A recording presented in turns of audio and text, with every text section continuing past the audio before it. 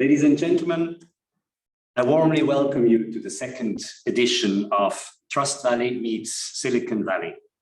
I am the Consul General of Switzerland in San Francisco, and I'm here on Pier 17 on the premises of Swissnex.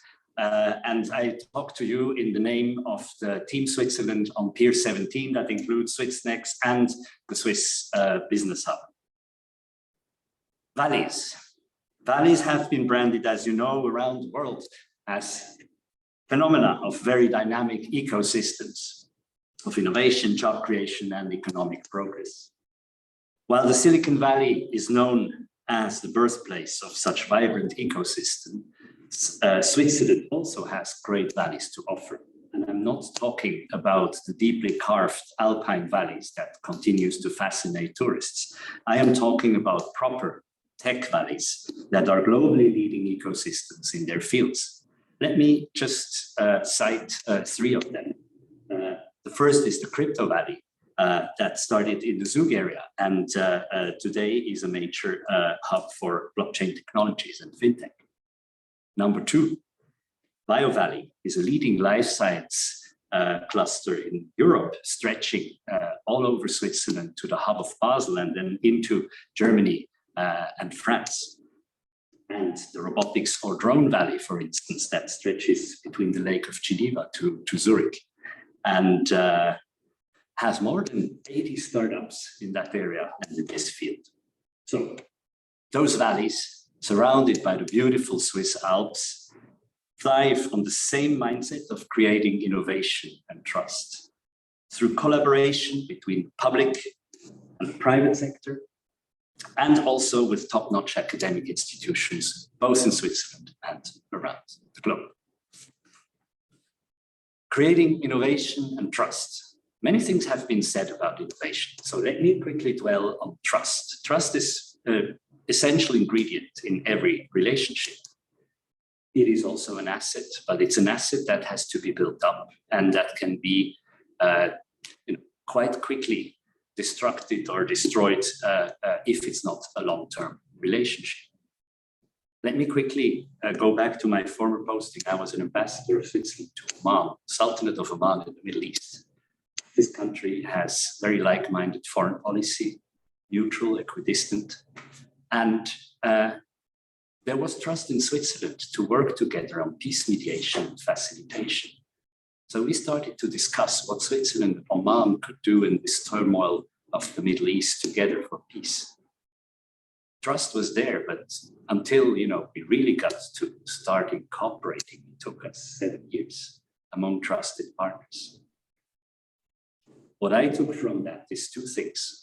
A, Switzerland is a trusted partner for many countries in the world. We also have these Swiss protection mandates for countries that do not have diplomatic relations, for instance, the US, Iran.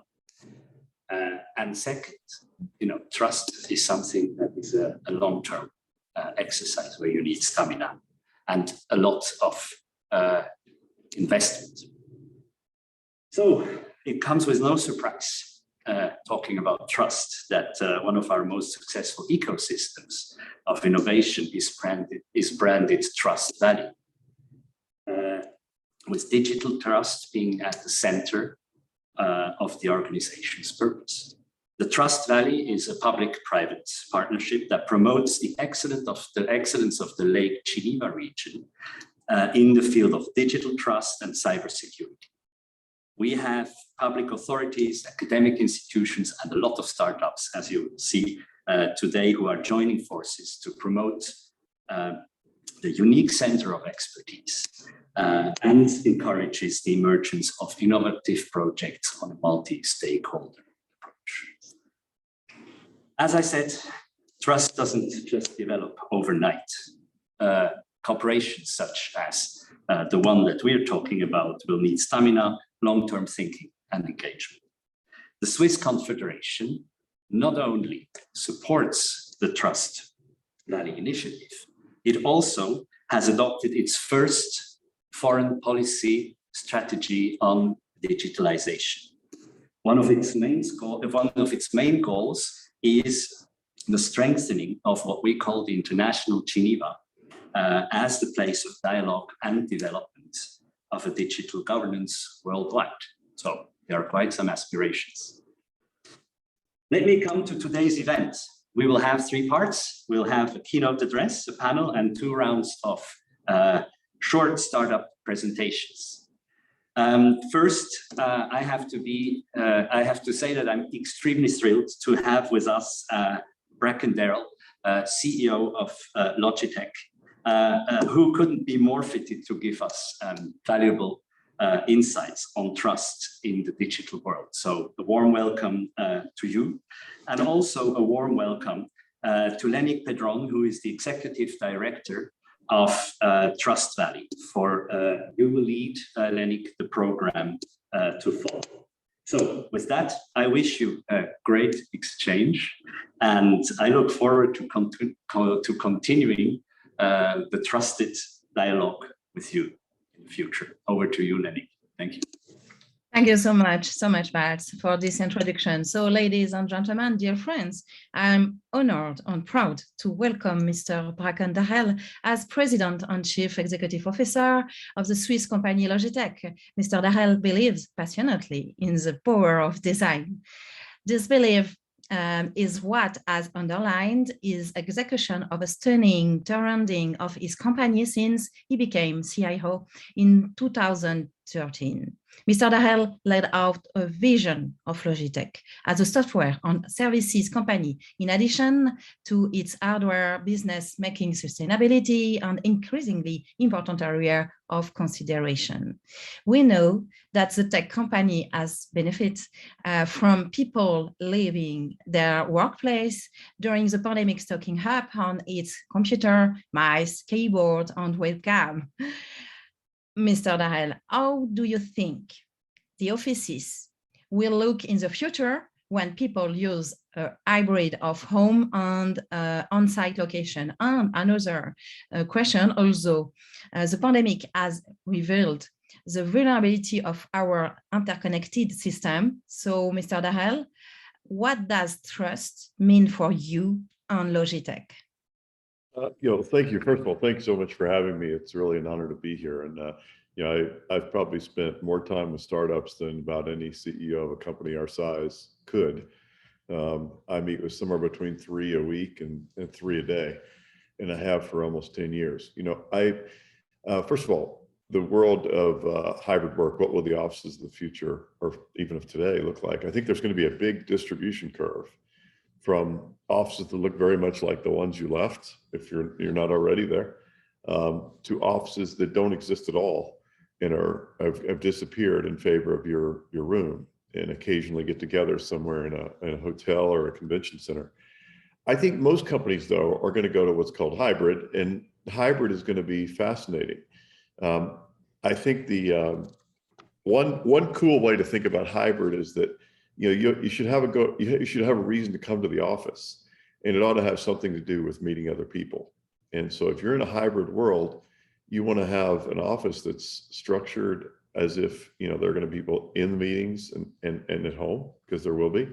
And you also want to be fun and cool place to go. People are attracted to go there. So I think it's going to change. The shape of this is going to develop over the next couple of years. I'm super excited about it, but it's going to be for sure, it's going to be video on all the time. For sure, everybody's home office is going to continue to be one of their, if not their primary office. And I think it's going to keep evolving. Your second question on trust. Yes. That's a really broad question.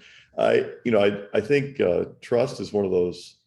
I think our introduction kind of highlighted this. I think trust is probably the most important thing in relationships. And it's true of business relationships, it's true of personal relationships, it's true of employees and employers and bosses and subordinates and everybody. And I don't have any brilliant wisdom on trust, except to say that the best way to build trust is to be reliable, to be ethical, and to be consistent. I think Switzerland is just an absolute amazing example of a country that is built on those 3 principles, on trust, and has built a level of trust around the world that's extraordinary.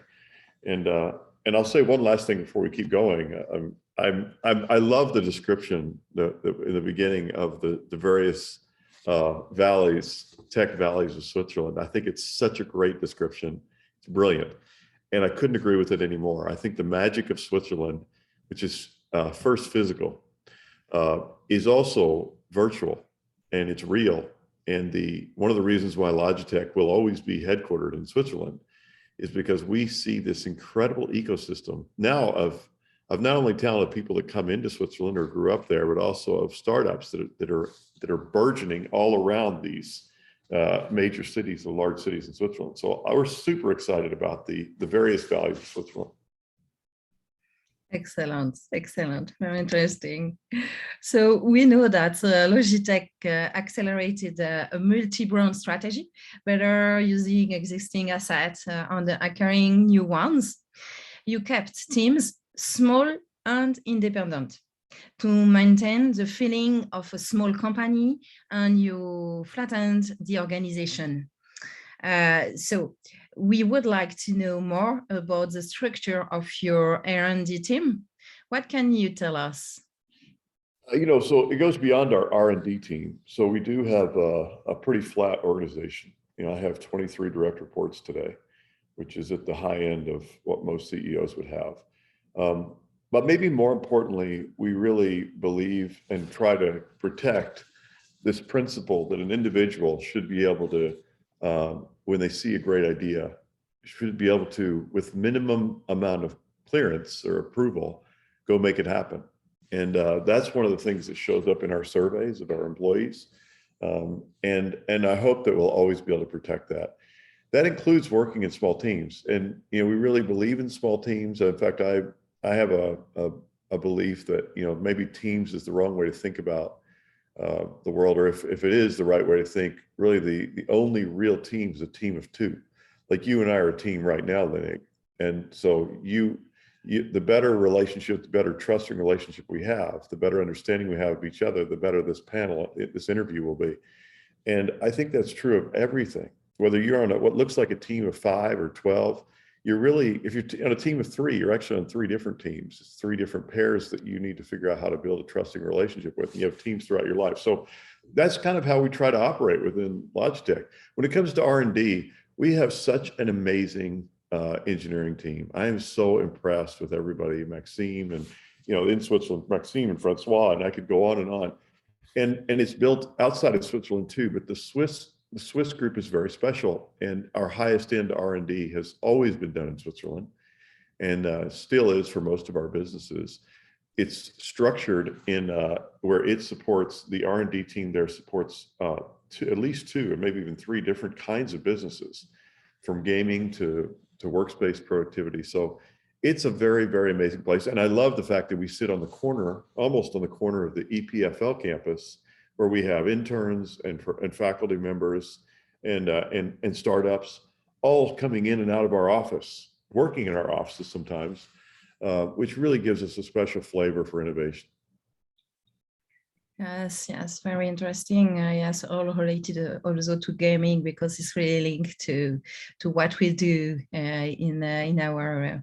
So about sustainability, sustainability is an increasingly important area of consideration for companies. This can positively or negatively impact consumer trust in your brand and your products. So can you explain why Logitech has been so outspoken in recent years? One of the things you learn if you work long enough is that business is just about people. So the people that started Logitech, including Daniel Burrell, are the people that ran Logitech, including Guarino De Luca, are the people that are in Logitech today, including Delphine Duncroc and Maxime Marini. And, the people of this company care so deeply about the environment. We're parents in many cases before we're employees or leaders. And I think you have to almost have your head in the sand like an ostrich, not to realize what a crisis the world is in from an environmental standpoint. One of the really amazing things about Logitech is that we are so Swiss neutral in so many ways. We work as a partner to large companies and their platforms. And at the same time, we make 200 million plastic things every year that can end up in landfills and in parts of them in the ocean. And we create more carbon than any of us could possibly have imagined we'd be involved with when this company started, nor did at the time people even realize the impact carbon might have on the atmosphere. So we have a lot of ground to make up. So we felt the people of Logitech have built a conviction around the environment, which goes beyond trying to be less bad. We actually want to be a force for good. Now, let me explain that. This started before I came here, with the leaders from the prior age, where they were trying to increase the amount of renewable energy that we were sourcing from, sourced from water and other renewable sources. And when I arrived, we tried to ramp it up, and now we're at almost 100%, or I think 92% of our renewable energy comes from those sources. The next thing we did was we said, well, we really want to try to be transparent about what the carbon we're putting out. So we announced a few years ago that we'd put the amount of carbon for every single product on our package. So this is equal, and we tried to relate it to something. This is equal to about 4 liters of gasoline, of petrol in your car. Then the next thing we went public about was that we were going to reduce that amount of carbon in every product. So we're redesigning our products one at a time to reduce the amount of carbon with every new product we make. And at the same time, we don't want to just reduce carbon, we want to take it out of the air. And so we started planting trees. We started in Southeast Asia, we went into China. Now we're planting trees in about 4 or 5 countries. We'll go broader than that. And then finally, last year we announced we're carbon neutral. When you consider the reduction we're doing in carbon output and the trees we're planting that are pulling carbon out of the air, we're neutral right now. And the ultimate thing for us, which is this goal of being climate positive or good for the environment, is we will be climate positive, pulling more carbon out of the air than we're putting in within a decade. And those two commitments, one, carbon neutrality now, and climate positive within a decade, are at the very top end of anything a tech company has promised. Exactly. I think in our industry, you have so much to do with that. So thank you for opening the journey for us, and we really need to go this way. So you created a design principle where the idea is not to build products merely to fill a niche, but to build product to fill a need. I have a few more questions for you. First, can you talk about this powerful way to implement it in Logitech, and how do you make trust a core element of your product design? When I joined Logitech, I had already spent my early career at Braun, which is a shaver company and coffee company. And I fell in love with the idea of design as a path to everything. And what I really realized was that what design could be was this way of creating a roadmap to make really, really powerful, useful products for users, to delight them or solve a need, as you said. And in the early days, you asked how we did that. In the early days, when I first started talking about being a design company, and I hired our first designer, our second designer, Alistair Curtis, Maliki was there before him. A lot of the people in my engineering team, this powerful engineering team of Logitech, were very worried because they thought I was going to ruin the company by turning us more into a kind of trying to be more about fashion than about performance or function or technology. And I realized I had failed miserably to explain what design really can do. Because what design really does, to your point, is it enables all of your company, all of your efforts to be more relevant and more powerful for users. So a great design company is a really first-class, top-of-the-line, best in the world design company would do everything with such efficiency and effectiveness that actually your design team unlocks more power from the engineering team. That engineering team has so much power, but in so many places, so many companies, it's wasted because it goes against technology projects the users don't care about, don't want, or don't even need. And so that was really the concept. And we've followed that through. And now I think I can safely say that our engineers feel good about design. And just to finalize that thought, what is design? Design is about not building products for users.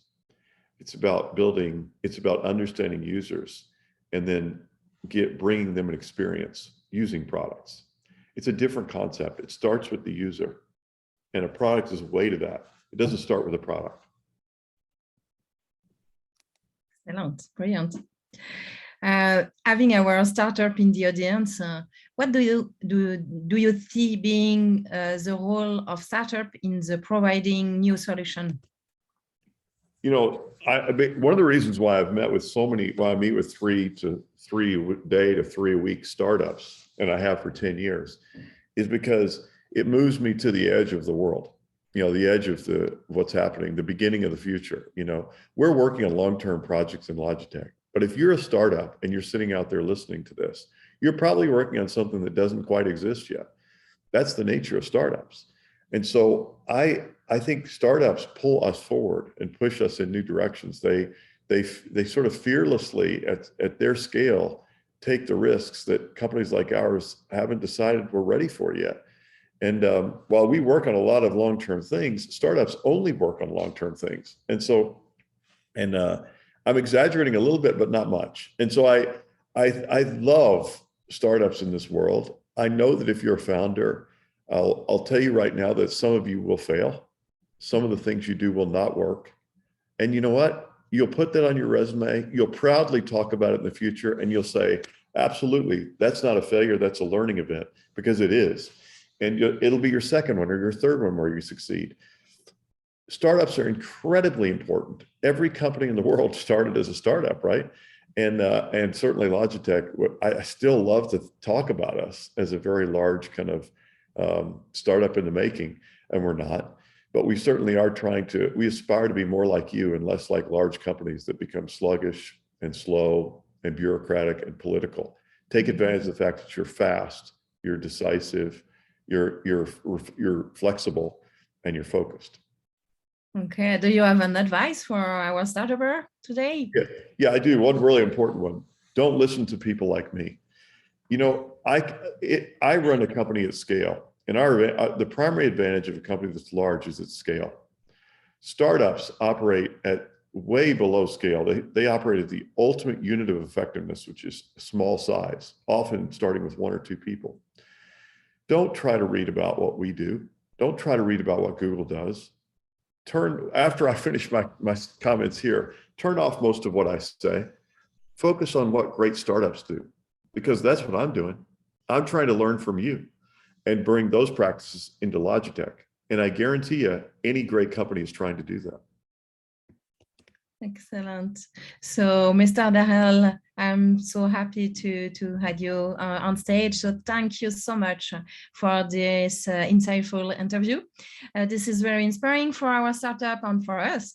We are very proud to have one of our leading Swiss companies, such as Logitech, sharing their vision and contributing to the Trust Valley initiative. So thank you so much, and have a nice day for the following. So I am now pleased to introduce Karin Wittmer from Switzerland, the Global Enterprise, and Corinne Thoman from Swissnex San Francisco, who will now start the round of pitches with our 10 Tech for Trust startup, especially selected for the US roadshow. A great opportunity for our startupper. So bonne chance à vous, Corinne and Karin, the floor is yours. Wonderful. Thank you so much, Lanique, for the kind introduction.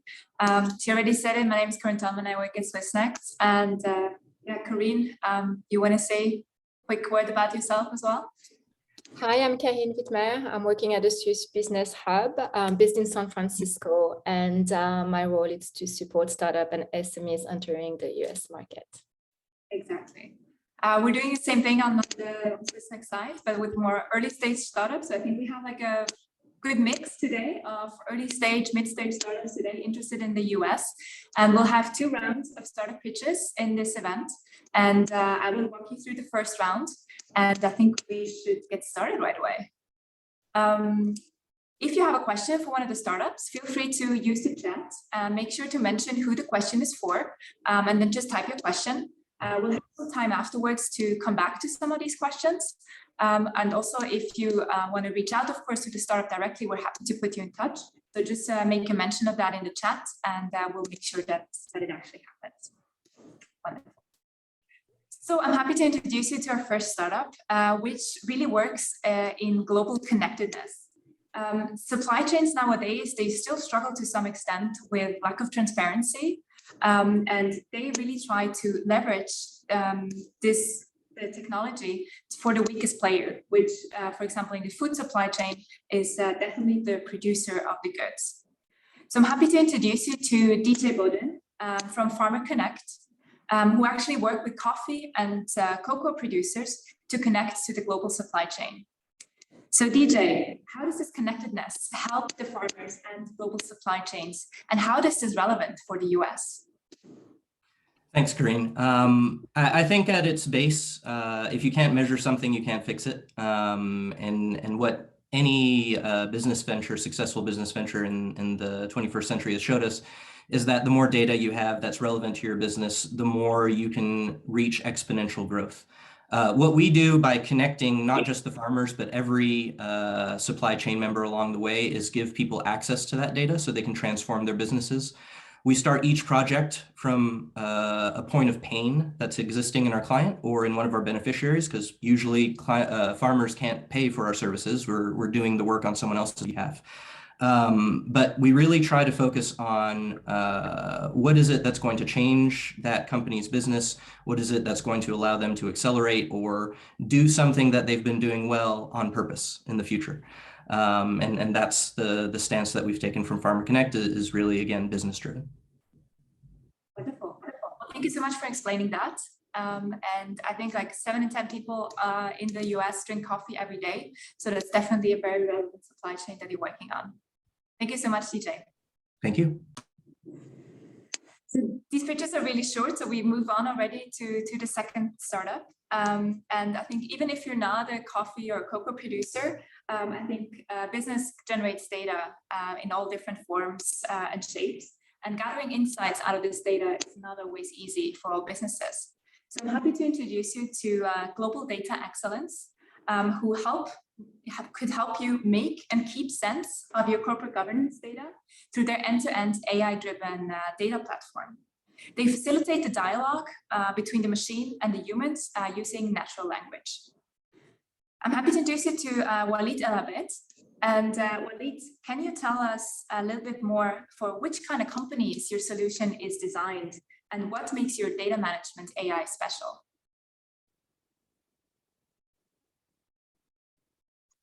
Yeah, first of all, so excuse me, my voice. I was in another type of valleys yesterday. I was in Syphilis in Nazareth, and I lost my voice.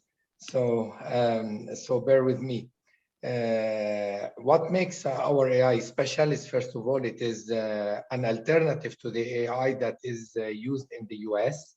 And this gives another opportunity, which is actually a linguistic and semantic AI. With which companies it is designed in the US, it is for the large companies, for governments, and also for small companies to get advantage of AI. We have 2 major customers in the US, Procter & Gamble, we have Mondelez, and we have also Point-Clicker in North America. And we are actually collaborating with the ECMA, which is the Electronic Commerce Code Management Association, to introduce actually the data quality that is enabled through AI and through ethical AI. So having these partners and this association with us brings us a real competitive advantage to go to the US. Wonderful. Thank you for explaining that, Walid. I mean, if any of these companies are in the audience, feel free to reach out to Walid directly, and I'm sure he'll be interested in talking to you about it. The next company I can introduce you to is Jitswin. So we're moving from more centralized data governance to a more decentralized, transparent, and multi-party data sharing. Jitswin provides a zero trust fabric that really boosts the confidence in the shared data that you have, and in that way speeds up critical business decisions. So for example, they're providing a service to really help developers keep track and prove who did what and when exactly they did that. I'm here with the CEO, Rusty Compston. So Rusty, can you explain your product a little bit more and tell us how your Zero Trust Fabric has really helped your customers in the US? Yes, thanks, Karine. And just when we help businesses build and scale their trustworthy data sharing processes. What we've seen is that with increasing business connectivity driven by digital transformation, Industry 4.0 and Web 3, the existing data sharing models that rely on copy and send methods are inefficient, they've proven to be insecure, and they fail to provide the evidence needed to make confident business decisions. More trustworthy information needs to be shared across organizational boundaries to do things like automating connected operations, improving supply chain security, and enhance business resiliency.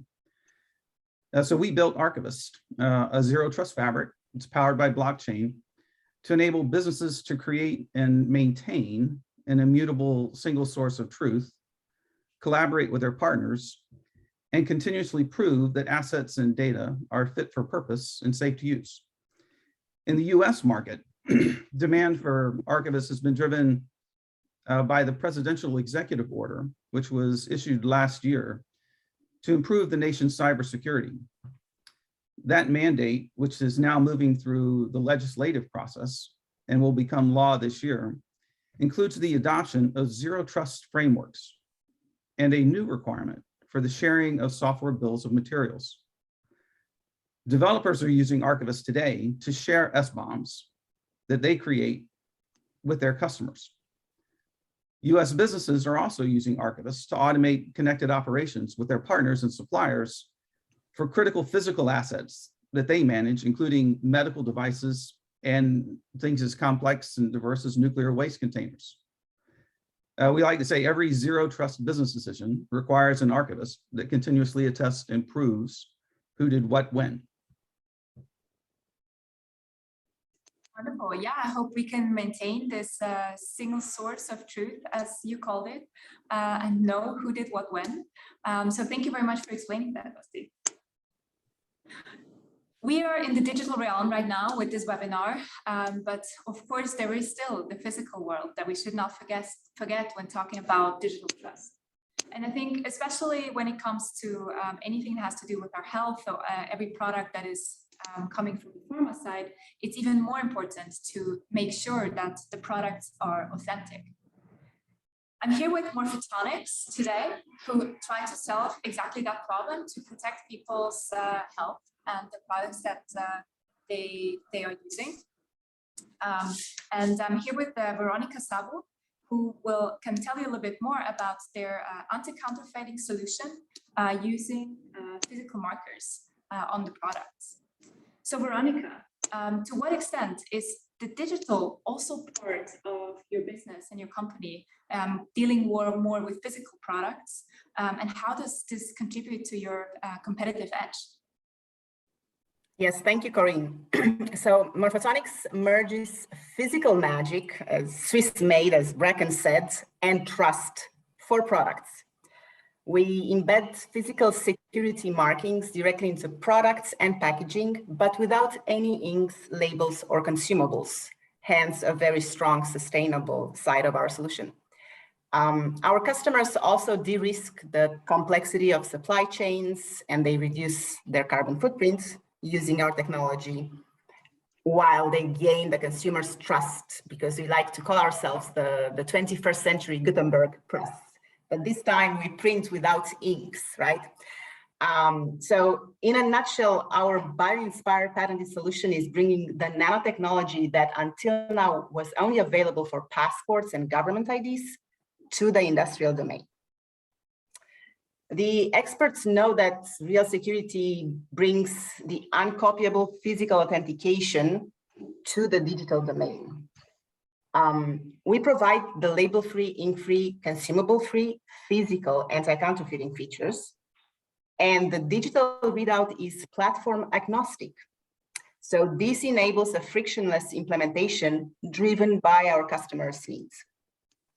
Now, how the US consumers can check the authentic product?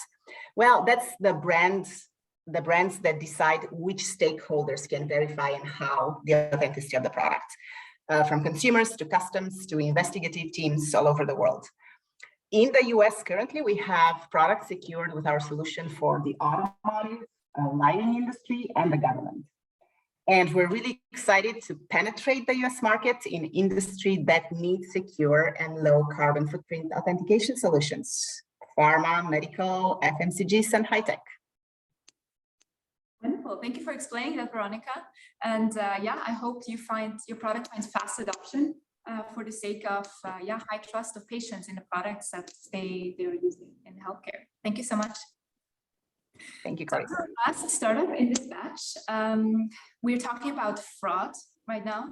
And fraud can not only happen in physical products and of course in digital ones as well, but I think text is also something that we have and we are currently seeing a lot of debate about what text is authentic. I'm here with Orf Analytics today, providing a B2B text analysis service to really uncover such cases. So Claude Alain, this sounds like a very context-specific solution. How is your product adapted to the US market, and how will you build trust in your solution in this market? Okay, so thank you for the question. So Orf Analytics software and servers detect multilingual fraud and crime by machine learning. The comparison of criminal messages to text from suspect enable us to determine who likely wrote anonymous messages. This tool, designed for investigation department, obtained a 95% success in a real case submitted blindly by an international police organization. For complex investigation, we provide assistance and forensic reports. In the US, our solution must be adapted for legal and social issues, for fraud detection, for academic publishing, for forensic investigation, cybersecurity, social network moderation, bookkeeping records, and cryptocurrencies manipulation, similar to those observed in the Ukrainian war. We recently showed the know-how of Orf Analytics to future American users or partners. We analyzed QAnon, the conspiratorial messages that inspired the riot at the US Capitol last year. In late 2020, our results detected 2 styles, revealing that at least 2 people wrote QAnon, shattering the myth that a single high-ranking US official wrote all QAnon posts. Recently, 2 very likely writers of QAnon were unmasked by our results published in the New York Times. Our analysis was independently confirmed by a group of European statisticians and received an enthusiastic review by 2 American experts in computational linguistics. Our QAnon investigation demonstrated to American stakeholders the speed and effectiveness of our social media moderation algorithms, also capable to detect fake news. We're happy to answer your question. Feel free to contact us at orfanalytics.com. Thank you for your attention. Well, thank you, Claude Alain, for explaining this. And as you said, fake news, I think, is a crucial topic that we should tackle in the next few years, or hopefully as soon as possible.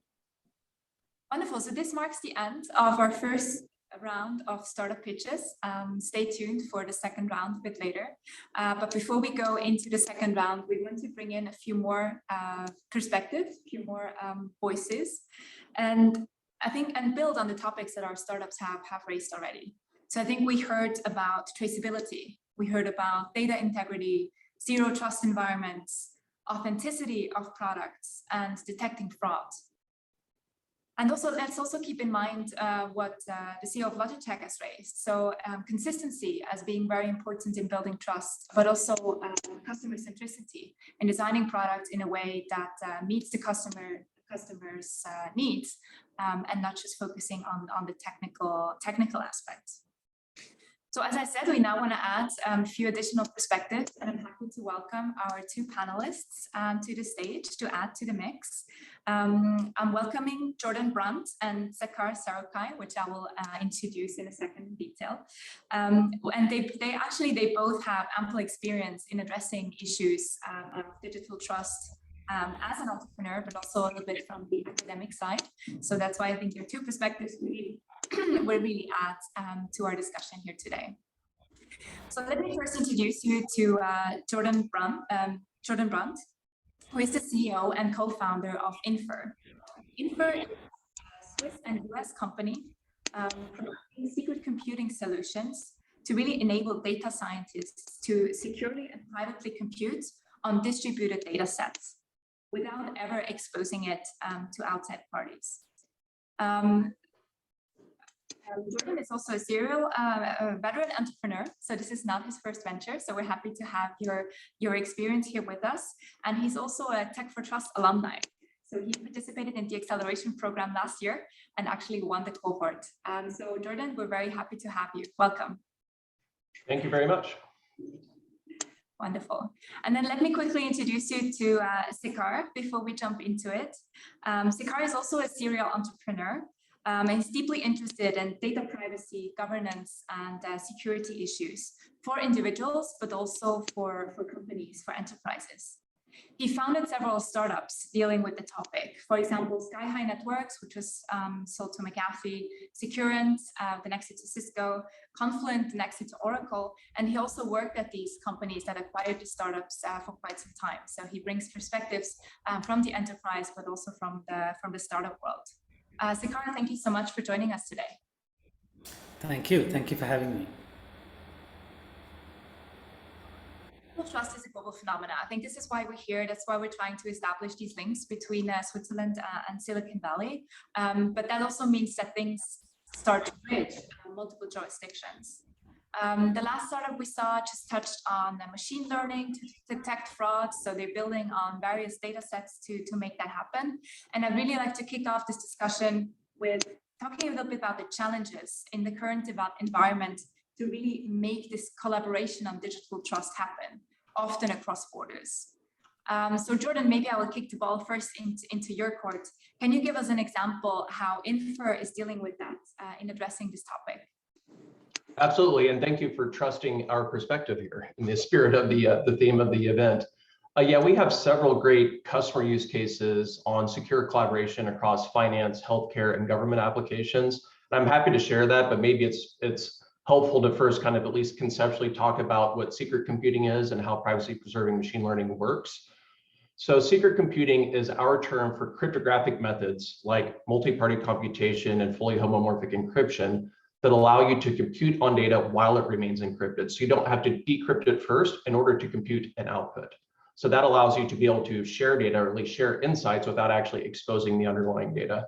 So a simple example of that would be if we wanted to calculate the average salary of everyone in this event, historically, we'd either have to share our data with each other or use a trusted third party and have them do the computation on our behalf. So with secret computing, you can actually run a distributed computation where we don't have to share our salary data. We can compute that data while it's encrypted and achieve that average calculation, right? All of us without exposing any sensitive information. So extending that same technique, although it's a bit more complex, we can support other algorithms for privacy preserving machine learning. So you can actually train and run AI and ML models on data without actually exposing that underlying data. And so a good example of that in healthcare would be our work with CHUV, the Lausanne Hospital in Switzerland, Lausanne University Hospital, which many of you may be familiar with. So we worked with them on an application for neuroimaging-based diagnosis of Alzheimer's disease, in which patient data was securely computed across 3 different data sources. So from the hospital, from a radiology lab, and from pharma company databases. So they're able to expand the breadth and depth of the patient pool to get more data in to actually improve the predictive outcomes to diagnose early onset of Alzheimer's that would otherwise have been impossible because they're unable to share that data in plain text. That sounds amazing. I mean, even contributing to these outcomes, I think that is the key that we're after, right? To have these results afterwards of the data science. Thank you for explaining. I think Corinne will also join on stage since she's also one of the moderators. So I think Corinne, you will take it forward. Yes, thank you, Corinne. So based on what you just said, Jordan, I would like to invite Zakar to link to that and have a question for him about information and supply chain. We know how vitally important it is. So can you elaborate a little bit on what it is and the challenges that you see with supply chain or on when data change hands? Yeah, thank you, Karen. Thank you, first of all, for inviting a Silicon Valley entrepreneur to learn more about the thriving crypto and trust valleys in Switzerland. And listening to the 5 earlier pitches, also it sounds like there's a lot of activity, just great stuff. Addressing your question, Karen, let me start with what Jordan mentioned, right? Very interesting work around secure computing and confidential computing, all of that stuff. And he gave an example of a hospital. So let's take healthcare as an example to illustrate what I mean by information supply chain, right? So when I go to a hospital, I share some health details with the caretaker, which may in turn also be shared with insurance companies because they need to pay for it. In some sense, there's first-party disclosure to those entities, and these entities in turn essentially sort of anonymize, sort of de-identify employee information and share it further along with maybe third-party claims processors or EHR companies and so on. So think of them as data operators who operate on the data. Interestingly, a lot of these folks then, because it is anonymized, have the ability to share this data with downstream entities. These are, think of them as data brokers.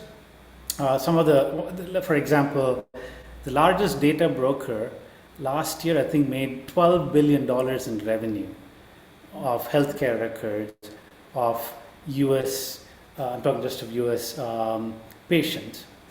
And the way the data brokers work is they aggregate this anonymized, de-identified information integrated with other streams of data, maybe my grocery shopping, maybe other information about me, and then are able to slice and dice this data for, in many cases, useful purposes, for drug discovery and so on.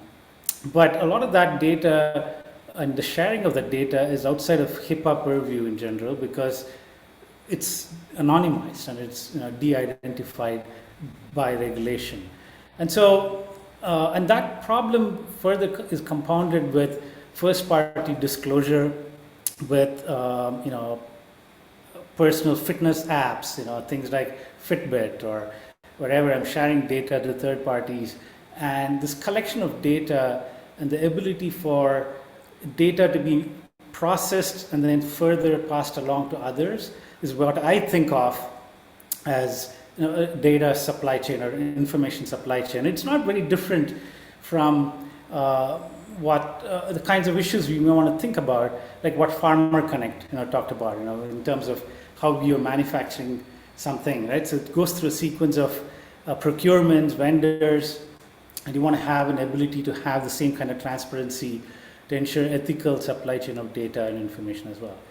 And I think the last point in this is that the response to this needs to be really, I think, in a war footing, similar to climate change, because there's a lot of issues around how information can have societal impact in a negative sense. We've seen a lot of examples, and we continue to see it even today. And I think approaches like what even I think Morphotonics talked about in terms of identifying carbon footprint, verifying it, and validating it. But for data, I think data and digital harm, right? I think would potentially help incite action from users, vendors, and other participants as well.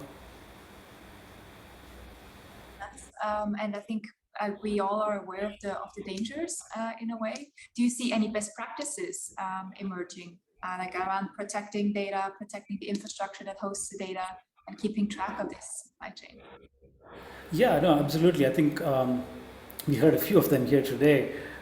Certainly, when there is responsibility when I when I work on somebody else's data, and so having secure enclaves and confidential computing, like what Jordan talked about, is almost a responsibility which anybody who works with data needs to take on. But beyond that, I think there's also, this whole notion of, we talked about zero trust earlier, this whole notion of identity, establishing identity, both for applications and users, with zero trust kind of paradigm, which will be very important. And there's a lot of good work around passwordless and so on. I think there's more work which can happen there. And I think this other topic around what Jitson talked about is around centering your security practice around data. I think is very important. Establishing data provenance, data availability, what kind of permissions and privileges you provide for data becomes super important. And once you've done that, right, you've established identity, have a data-centric perspective on security. I think you need to start then thinking about where is all my data going, right? And so your data increasingly is going to the cloud, and so being able to understand your responsibilities in a shared responsibility model becomes very important. And this world, we all know is connected. And as I gave the example of the supply chain, the data supply chain, there's third-party vendor risk. There is software supply chain. We talked about that earlier today as well. So those becomes very important for you to then get a global understanding of the risk you're taking. And finally, I think I would say security has probably not been as well served as it should be. As I think Prakan, Dahal mentioned, security products I think need to be designed to keep the security practitioner in the center. Right? Very often, security products are sort of siloed or help do one specific task but not solve a business-centric problem. And so it becomes very complex for security practitioners to stitch together various products and so on. So I think it's very important to have simplicity in security products so that security organizations can be more productive. So we heard about the zero trust approach, right? We talked about collaborations and partnerships, but in our global flow of data and information, how can you come up with a consolidated understanding of digital trust, or where should trust come from in a global environment? I mean, there are a variety of regulations and norms and governance emerging. So how do you judge that, and how do you see other source of trust? I'm sorry, Shekhar, I keep you on the floor and on the stage, and then Jeff and Jordan, but because we're talking about those data flows. Yeah. No, absolutely. I think this is a very important question. It's a very difficult question. But I think trust, personally, I think trust is centered on risk and understanding risk. So for example, today we are all on Zoom call, from, maybe hotels, maybe other public environments, and each of the enterprises or the organizations you represent is making a deliberate choice to trust the environment in which you're having this conversation, right? And I think that's individually the vendors, the companies can actually do that. But I think, as you point out, this is a global environment. There are different contradictory regulations and so on. In fact, when you have trust crises, this is where what happened with SolarWinds, or Log4j, some things like that, where it's not just an individual company or a product which can solve a problem. I think in these circumstances, you do have to depend on a central, government or a similar organization to sort of have some sanction law enforcement or other services. And it's something very difficult for me as a startup entrepreneur to acknowledge and accept, because as entrepreneurs, you feel like you can solve all the world's problems, and the regulations are slow and so on. But the reality is that, at least in my experience, I've seen that happen repeatedly, where when you have a trust crisis, you need these organizations to step in. And there are lots of awareness in this today, like the SEC ruled recently on cyber disclosure within 4 days of material security incident for any public company is a good example where there's a third party who can actually contribute. But I think it's inevitable that trust will be severely tested in multiple crises. It's happening today. It will happen in the future with new technologies. And it's a combination of elected officials, authorized regulators, and public opinion, which is also very important in these cases that are required to take action. I think lastly, I would leave you by saying that I don't think regulators should be thought of as somebody, a body which goes and does things. They are more like directors of boards, right, of publicly traded companies. Not charged with the technology or how you solve a problem per se, but sort of giving almost like the equivalent of enterprise risk oversight, regarding the decisions these products or companies make. I think what's really needed at the end of the day, I think, is I think it's a complementary skills between the regulators and the industry. And I think while the regulators can create policies, I think risk can, they need to do it without, so they need to mitigate risk without stifling innovation. And that's where I think startups can play a big role, because I think startups are the engine for that innovation, and being able to provide these tools and new technologies, which the regulators can then put to best use, I think is the way to go. It's a very important point what you're just saying, because on that point, I'm going to invite Jordan, because Jordan, you are an alumni of Tech for Trust, right? And you have managed to build trust with your clients in the US and elsewhere in an industry that is inherently distrustful, right? So how do you think acceptance should be built in this environment, and what solution can be proposed?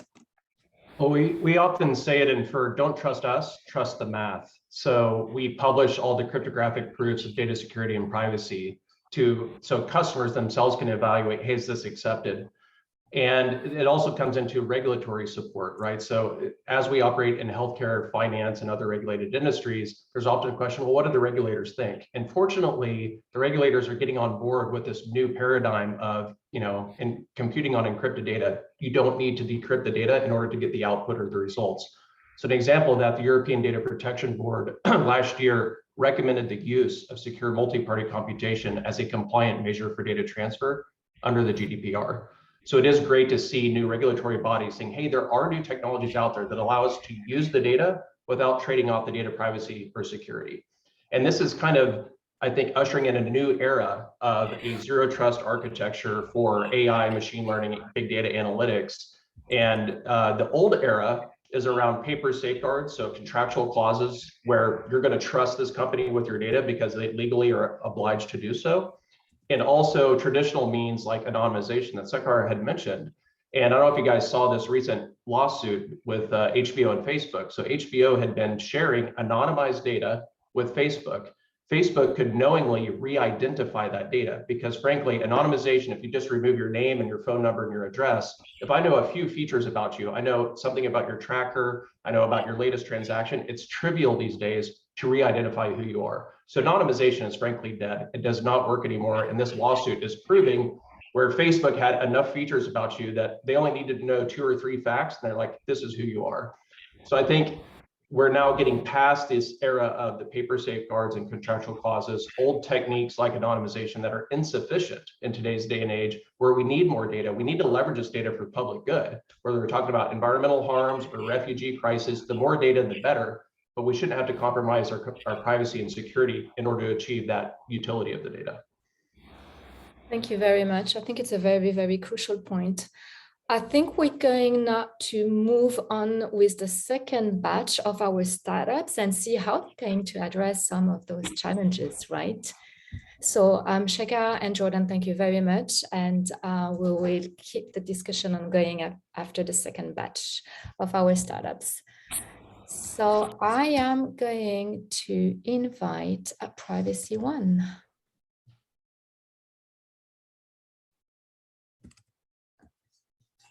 So today we are living in a world where data, as we just mentioned it, are becoming more and more fluid and mobile. Data breaches hurt both individuals and organizations, and protecting data and privacy is a major challenge. So rooted, as we've seen, in the principle of never trust, always verify, the zero trust model has been widely recognized to prevent data breaches. I'd like to introduce you, Steve, from Privacy One. So Privacy One offers a unique zero trust data solution. And I would like to ask Steve if he could tell us a little bit more about his solution and the market traction he's made so far. Thanks, Corinne. Hi, good morning, San Francisco. Good evening, Switzerland. As a business, how do you build trust? There's been some good conversation today about that, and particularly Dahal talking about being transparent, being consistent, and being ethical.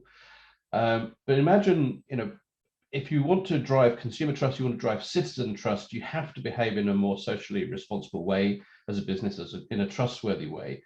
And part of that is data privacy. So, what would it be like if we all could trust the data privacy processes, the people and the technology stacks in which we share our private data? So what Privacy One does is we try and promote great privacy globally and help organizations be better at protecting our personal data. We do that through education and automation. We have a zero trust technology. It's a disruptive technology that helps organizations move away from being passive. There was some talk earlier about contracts and documentation and mitigating risk through legal methods. We want to move away from that to being much more active, not just document that you had an incident or document that you had some data. Actually put privacy in place in your operations. Make sure that the data knows when it can be used, when it can't be used, whether the data subject is given consent, whether it can be used for AI processing, and build that intelligence into the data itself. So as it moves around the organization, it knows whether it can be used for a certain purpose, it can be shared outside the business, and make sure that we actually act in a much more ethical way with the personal data that we've been entrusted with, rather than just trying to mitigate that in legal side. So we have two major methods that we use to do this. The first one is called Privacy Navigator. It's a way to help organizations understand how to apply best practice and privacy standards into their operation. So if you want to apply NIST privacy, if you want to apply GDPR, if you want to apply in the UK, the ICO accountability framework, this tool gives you a way to be able to, first of all, understand what you need to do, be able to mature your processes, be able to prove what you're doing, be much more transparent, and actually be better at doing privacy and helping people through education. The second piece that we do is called Zero Trust Privacy. So this is the Zero Trust technology that actually encapsulates the data in 3 or 4 tiers of encryption. But the encryption is privacy aware. It understands what processing purpose should this data be used for. Has the data subject given consent? Which systems can this be shared with? So, we help protect that personal data from breach, because obviously if it's encrypted for any purpose, it's very difficult for it to be breached, especially when the encryption on the data itself, as the data moves around, the protection goes with it. So we're helping organizations. So for example, we have in the US, you'd call it a teledoctor or telehealth, e-doctors where there's a clinician and a patient, and obviously they need to exchange very personal data. But we need to make sure that the developers and the web apps and the database people who are building the app can't see that clinical data, even though they have access to the infrastructure. So we have organizations using it like that. On the other side, we also have organizations, your clearinghouse, for example, that wants to get better and drive visibility of privacy in their organization to make sure that if they want to do any, capitalization of funds, or they want to do a share, options, raise shares, they're going to pass due diligence. So that's the kind of thing that Privacy One does. Thank you very much, Steve, for such a great explanation. Based on what you just said, we are going to welcome Stack Sciences. Wonderful, here you are. So Stack Sciences provides the only cloud-native security platform dedicated to MSPs. Its mission is to assist clients in their cloud-native journey, build and maintain a highly dynamic inventory of the cloud assets, and protect the cloud-native infrastructures. So I would like to introduce Philippe Lebert, who is the CEO of Stack Sciences. Philippe, can you share with us your solution and what impact at 1 and maybe, let's say, 5 years with your solution are you trying to accomplish? I will allow you to go up to 3 years. Well, thank you, Karin. I would say boldly, we want just to change the world. Why would we build startup if we're not aiming to change the world? So yeah, what we try to do and what we aim to do is really to enable people to trust the cloud and to trust all the cloud native applications that are being developed by all the great startups and all the great companies throughout the world. And to be able to trust all these cloud native solutions, we will need to solve the security problem, and managed security services is really at the art of solving that and providing the services to secure all this and monitor all them. So what we've done, and that's about our solution, is we've looked at security from the business angle. We've stepped back and say, okay, listen, we've built managed services into the past. How would we build the managed security services today for the cloud native? What solution do we need to give to a lot of companies, to a lot of kids, to a lot of people to be able to go and do and build and serve as a managed security service providers? And we've designed that platform. Basically, we've looked at all the pieces you need, and there's customer onboarding, there's managing your pricing, managing your service levels, of course, doing the delivery, which is core, but also the invoicing, those stupid problems. But basically, we've looked in the past when you wanted to build an MSSP, legacy solution, all the studies say the same. It's multi-million investment. It takes a year, more than 1 year, 2 years potentially. And basically, we've killed the CapEx.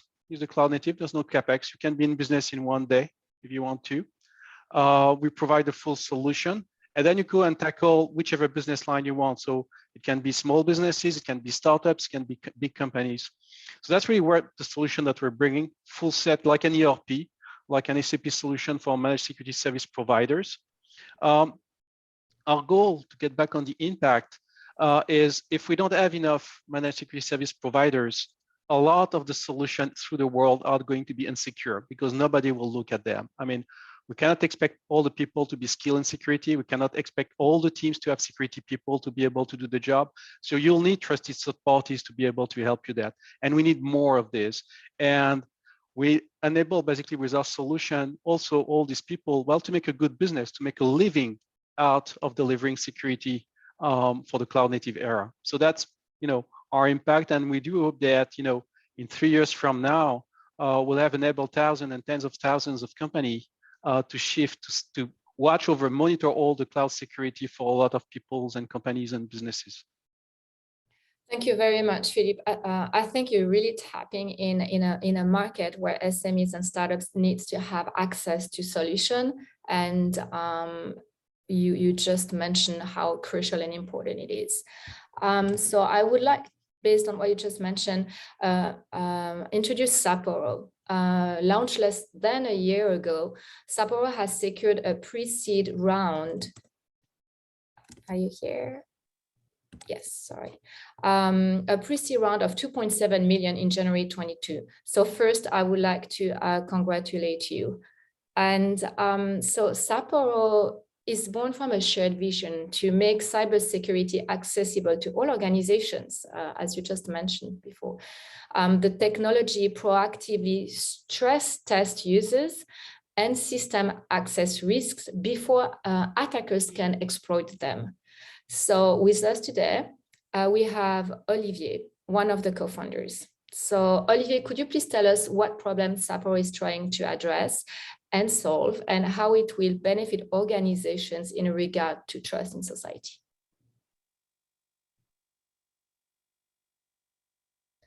I think you're on mute.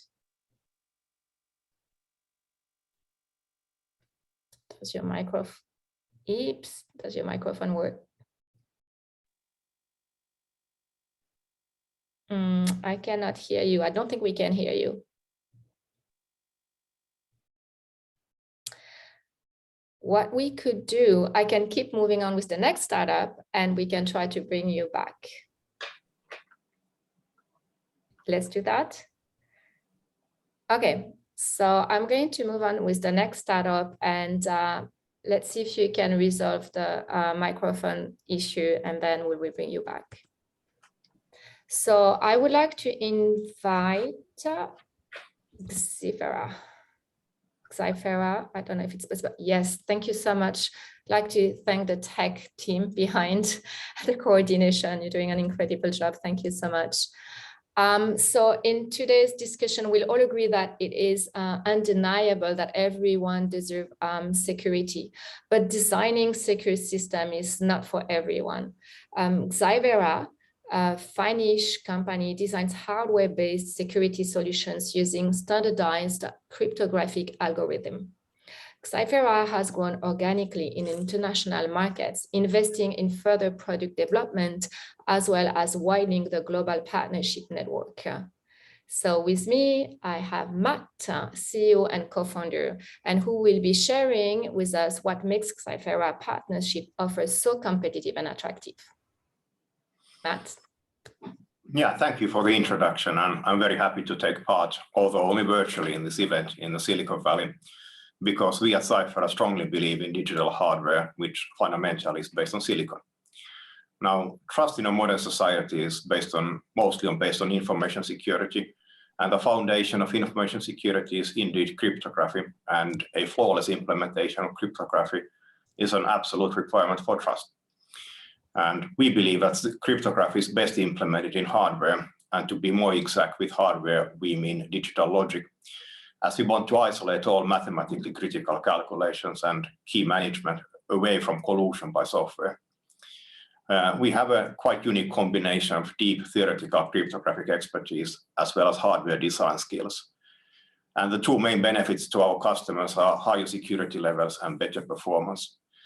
But very importantly, from a business point of view, our revenue model is very software-like. It's fundamentally a globally scalable licensing model with recurring revenue. And as you mentioned, we have bootstrapped our company in 4 years to profitability, and also validated our approach with numerous paying customers, including Fortune 500 companies. Now, at this moment, we want to build on this early success and increase our geographical reach and brand recognition. And as we are now transitioning from a startup company to a scale-up company, we are actively looking for more customers, partners, and also investors to accelerate our growth. And you are welcome to join this exciting journey with us. Thank you. Thank you very much, Matt. And finally, today, disinformation is a long-standing problem. And in reaction to the alarming consequences of disinformation online, social media, platform, and search engines are increasingly requested to respond to the phenomenon. In consequence, various technological methods are being developed. In this regard, AI techniques are explored both to detect false, inaccurate, or misleading content. On that topic, I would like to invite Paul Wong, CEO and co-founder from Zen Pulsar, to share with us how Zen Pulsar managed to respond to this challenge with the innovative solution. Hi, Paul. Thank you very much for the question. So as you said, disinformation is disruptive. We help our clients impacted by social media harmful narratives to regain lost digital trust. similar to what Orphan Analytics is doing. Our SaaS solution enables our users to perceive the true nature of online information and, most importantly, distinguish signal from noise. 70% of social media finance accounts are bots. You probably noticed the impact caused by GameStop last year. 8 million retail investors on Reddit coordinated purchases on platforms such as Robinhood caused institutional investors to lose $11 billion. So trust is in the DNA of our investigators and cybersecurity team. And what are our innovative aspects, our cutting edge cornerstones? AI neural networks, NLP converts social media data into meaningful signals. We perform sentiment and semantic analysis using machine learning techniques, generative adversarial attacks model training, and many, many others cutting edge technology. We also language agnostic. We perform analysis of images, audios, videos. And what we developed also is a unique, efficient bot detection mechanism. What does it bring? It provides precisely which influences matter. And our clients, they need trustful, reliable information sources. We've talked about trust all over. We provide the right platform to our customers with early warning signals, allowing them to react proactively. So using a platform, what if we predict the next GameStop or the next Litecoin Walmart? As you know, all blue chips traded on the NASDAQ or the New York Stock Exchange are vulnerable to coordinated retail investors' activities on social media. So some of our early investors and users are traders and brokers from American banks. And I'm also happy to inform you that we joined the Crypto Market Integrity Coalition, founded by Solidus Lab, Coinbase, Circle, Bitstamp, among others. And so let's work together to fight disinformation, reduce the impact on our community, and regain digital trust. Thank you very much. Thank you, Paul. And that's a great news that you just shared. So I'm going to try to see if we can bring back Sapporo. Is it working now? Olivier, can you hear us? Yes, I do. My microphone is working, so. Okay, so wonderful. So I'm just going to repeat the question that I had for you. It's sure, just thanks. You could explain what problem Sapporo is trying to address and solve, and how it will be benefit organizations in regards to trust in society. Thank you very much, Karen, and sorry again for the microphone. Happens. So yeah, and I'm very happy to be here. And you know, as we already start also to offer Sapporo to MSSPs in the Bay Area, I think it makes even more sense for us to be here today. So at the moment, we can openly say that defenders are losing the race against cyber attackers, and that current methods for testing weaknesses in infrastructure are slow, labor-intensive, provide too many alerts, and well, they take up too many resources to take care of these alerts. And that's why Sapporo comes in. So talking about trust, we are addressing the problem of least privilege and are offering, let's say, an effective way and fast way to reduce business internal attack surface. So to make it simple, Sapporo helps organizations gain the necessary visibility and disrupt the attack paths leading to their critical assets, may they be in the cloud or locally on premise. So by giving a true understanding of their attack surface and helping prioritize all identity configuration changes needed to reduce that risk, Sapporo is making it, let's say, more accessible for businesses of any size to be better prepared against attacks. Yeah. Thanks. That was my piece, Karen. Thank you very much. That was really, really nice. So this concludes the last panelist from today. And I just would like to say two things. We've heard about the main challenges in protecting privacy, the need for regulatory consistency, the difficulty for large corporations and especially smaller entities that want to participate across jurisdictions. We've seen the complexities of standardizing security and authentication practices across technologies. how to move from threats to security and privacy to a discussion of how pioneering technologies such as AI, quantum computing, and blockchain may enable solutions to verifying and ensuring authenticity and integrity in digital systems. And finally, will people's trust in the online interactions, work, shopping, social connections, pursuit of knowledge, and other activities be strengthened or diminished over the next 10 years? And well, I would like to ask a last question to Zakar with what are your main takeaways from the event? And as a serial entrepreneur, what role do you see startups play in building or rebuilding digital trust? Yeah, I mean, thanks again for inviting me for this to this panel and hearing about all these companies. Your question really centers around, as an entrepreneur, if there is anything I can offer to the other companies. I think the main thing is be the change I think you want to see in the industry. I think many times as entrepreneurs, you have a vision and a passion to solve a certain problem, and you have that because you see that the existing solutions don't actually do a good enough job, in your estimation. So, and in almost all cases, founders are, passionate about what they're doing. And I think that change which they want to see, if you can embody it, that'll be great. And the interesting thing about the security startup world, in which I've been around for a number of years, is that there is a larger purpose. It's unlike many startups, which can be very successful as well.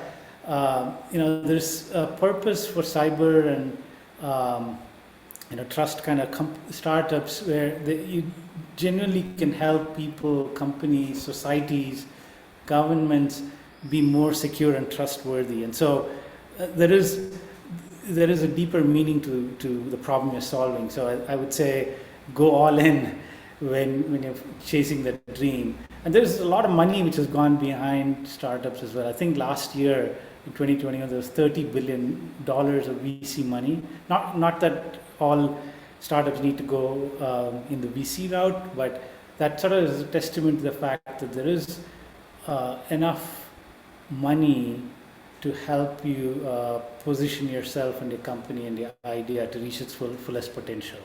So finally, I would say personally, I found a number of the companies, vision and goal, resonate with me and my interests as well. And I'll be glad to, help or, brainstorm or give feedback in any other form in the future as well. That's wonderful. Thank you so much, Zakar. Corinne, I'll let you take the lead for the last part. Just to kind of wrap up this webinar, we want to open the floor to questions. We did go a little bit over, so we don't have as much time. But if you do have a question, please either post it in the chat or use the raise your hands option in the Zoom webinar, so we can promote you to the stage and you can ask the question in person. So I'll let you think about that real quick.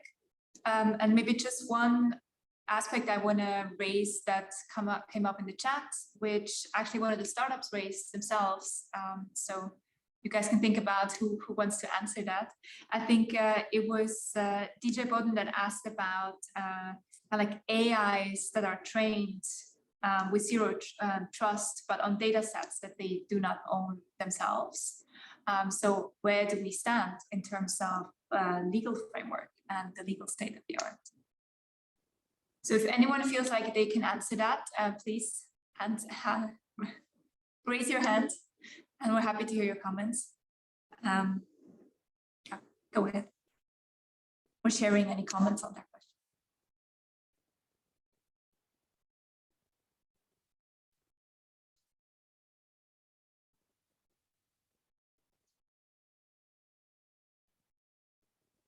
Do you quickly want to give us a bit of context, maybe to kick it off? Sure, I was just going to suggest that. You know, I spend a lot of time talking not just about farmers, but just talking about business problems with people. And one of the challenges I see in the solution to the problem that people are advancing is how do we look at data sets without compromising the individual? But another way of looking at that is how do we look at data sets without asking the individual's permission?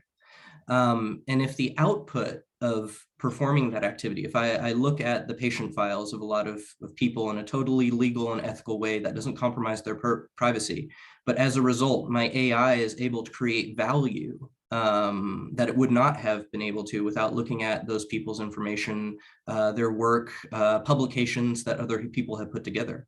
Who owns the value created by that AI? And then the other thing is, you know, just thinking to the example of Chuv mentioned, it's great that ethical people working together can access the data sets of people being scanned to detect Alzheimer's. But it would be very simple if you're able to access all that information and you had pictures of people walking out of the hospital to start taking a guess at who of the people walking out of the hospital, who are now in a public space where you're allowed to take their pictures, have Alzheimer's. So I think that's the question is, you know, there's a way in which an AI looking at something created by human beings and replicating it is similar to a gifted child or a gifted person replicating the work that they've seen otherwise by their own means.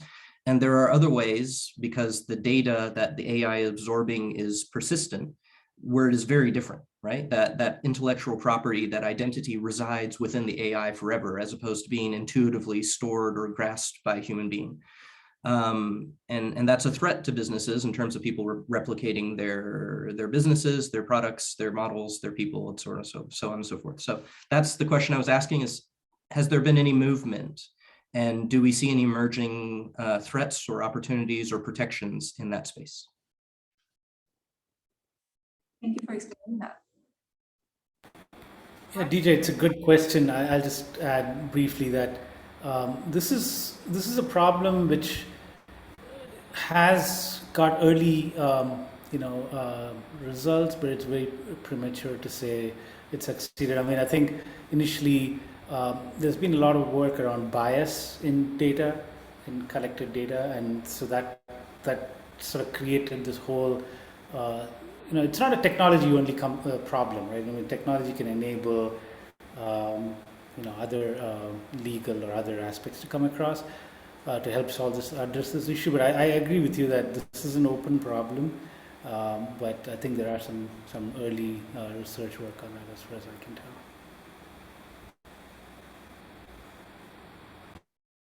I don't see any other hands, so if anyone wants to step in, now is the time. Maybe. Yeah, go ahead, Paul. Yeah, sorry. Maybe I want to add on what the DJ was talking about. Like especially nowadays, enriched data, because you need to have the consent of patients. But then whenever you apply emerging technologies such as AI, it will naturally enrich it with alternative data sets. So who owns the alternative data set? It can be publicly available or it can be privately available. Then from an ownership perspective, as far as I know, there are not yet there are concerns, but there are not yet regulations with regards to who owns the ultimately enriched data. Is it the end user? Is it the company who provided the technology behind it? And I know from a regulation perspective, the EU Commission, they've tried to address that point from a medical perspective, but they haven't come up yet to a consensus, because from a medical perspective, I mean, patient records are streamlined and they need to be absolutely protected, as you rightly mentioned. But if it has been enriched artificially by technology, is me as a patient still owning this? Because this is no longer, well, it's still related to me, but I have no control what has been enriched. So regulators are brainstorming about who needs to own it, who needs to govern it, who needs to maintain it, or who needs to regulate it. At least that's the example from the EU. I don't know whether in the US they've addressed it, because I know in the US they have a different perspective of how to address privacy laws. Right. Now, very briefly, it's related to what we talked about earlier about healthcare and the supply chain. And if you follow the money, you see that I mentioned that the data aggregators, just one company, one of the larger ones, had $12 billion in revenue just last year. So it tells you that monetization of data, enriched data, health record data is very real, and there are market forces which will continue to push in that direction. I think it's a longer conversation which requires some serious legislation, I think, to address. Yeah, a topic discussion for our next event. So thank you for bringing that up and for jumping into discussion, everyone. I want to be mindful of everyone's time, so I would suggest that we wrap up the event. Thank you so much for joining, first of all, for the audience, but also for all of our speakers and contributors we had today. So thank you, Zakar, for joining today. Jordan already had to jump off, but I also thank him, of course. The CEO of Logitech, of course, it was great to have him. Lenin, for having you interview him. For Corinne being a great co-moderator, and then of course all of the startups for sharing your great businesses with us and engaging in this discussion between Silicon Valley and Trust Valley. So a big thank you from my side, and I wish you a great evening or rest of the day, depending on where you are. Bye. Super, thanks everyone. Bye the world. Thanks, and bye-bye. Bye-bye. Thank you very much.